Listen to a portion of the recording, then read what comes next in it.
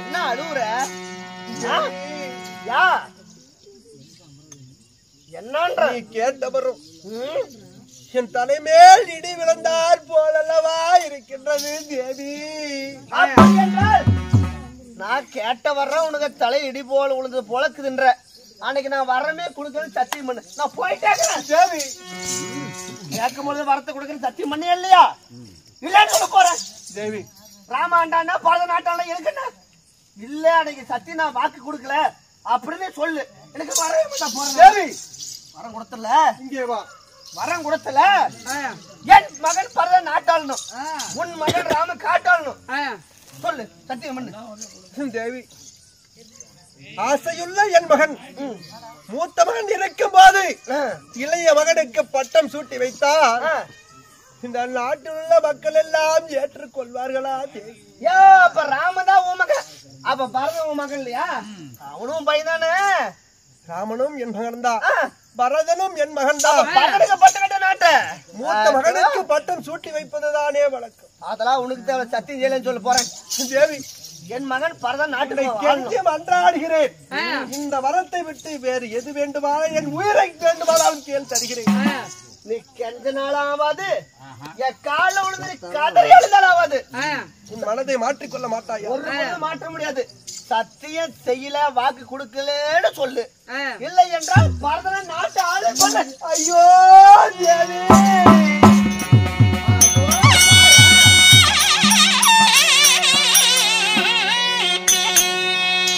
தேவி இந்த வார்த்தை சொல்லலாகுமா?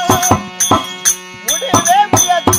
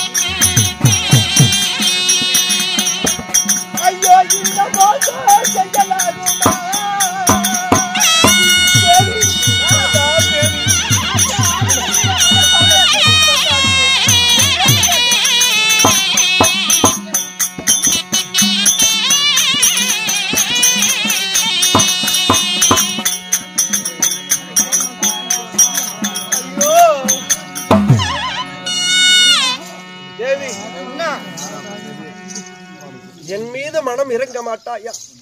அப்படி என்றால் அன்னைக்கு வாக்கே கொடுக்கவில்லை என்று சொல்லி போயிட்டே கல்லா உன் மனது என்னை கண்டு கலங்கவில்லையா? அப்ப உனக்கு கலங்கலையா? அப்போ ராம மட்டும் தான் உனக்கு பிறந்துக்கிறான்.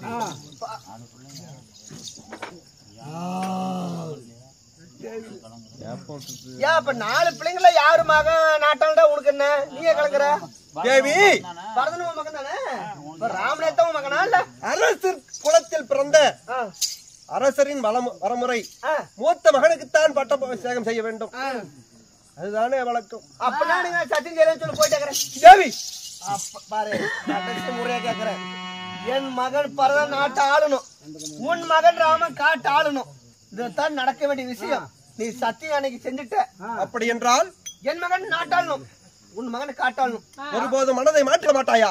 நீ கதறி அழிஞ்ச காலை புடிச்சு அழிந்தாலும் என் மனம் மாறுவதும் கிடையாது, மாற போறதும் கிடையாது. சதிகாரி, உன்னை பசுவென்று வல்லவா நினைத்தேன். பாம்பாக சீறி வந்து என்னை கொல்ல பார்க்கின்றாயே. நீ சொல்லும் ஒவ்வொரு வார்த்தையும் என் மனதில் நெருப்பால் எரிகின்றது. எரியட்டும். யா தேவி, உனக்கு இந்த வரம் தானே வேண்டும். ஆமா மகனே ராமா, விடிந்தால் உனக்கு பட்டாபிஷேகம், உனக்கு மகுடம் சூட்டி வைப்பானா. இந்த பாவி சண்டாளி கேட்கும் மரத்தை கொடுத்து நான் பாவி ஆவேனா.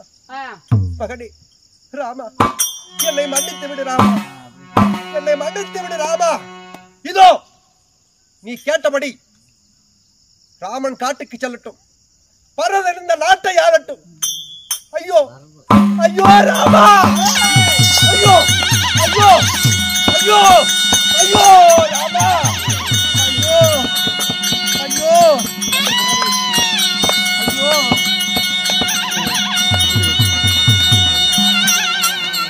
ஐயோ ராமா,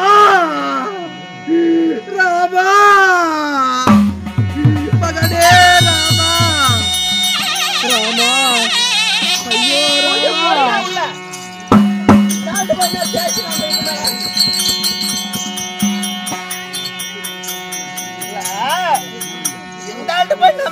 பேச்சு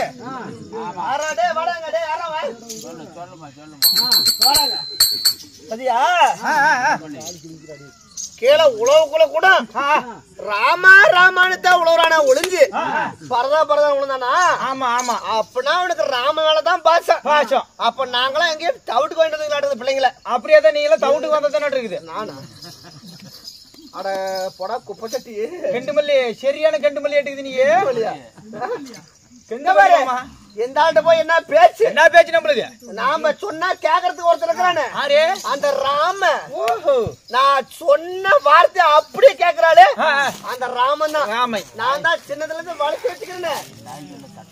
அங்க பாரு, தாய் சொல்ல தட்டாதவன் அந்த ராமன் தான். யாரு? ராமை. ஆமாமா, சரி. சின்னதுல இருந்து அப்படித்தான் வளர்த்து வச்சுக்கிறேன். நாம ஏன் இந்த ஆள்கிட்ட போய் நம்ம கேட்டுக்கணும்? ஓடா காட்டுனா போறோம். இப்ப எங்க தூங்கிட்டு இருக்கிறான். ஓ ராமை, ராமன் தூங்கிட்டு இருக்கிறான். சரி, என்ன விடிஞ்சா அவனுக்கு தான் மகடேசை கட்டுற மாதிரி அப்படியே தூங்கிட்டு இருக்கிறானே, தூங்குறான். அதனால போய் உன்னுடைய தாய், என்னது உன்னுடைய தாய் கைகை அழைத்தார் என்று உடனே கூட்டுவா. கைகைன்னு எங்கடா காட்டுற தாயலி? இல்ல மாமா, கைகை கைகை இது ஒரு வாட்டம். கைகை உன் தாய் அழைத்தார் என்று உடனே கூட்ட.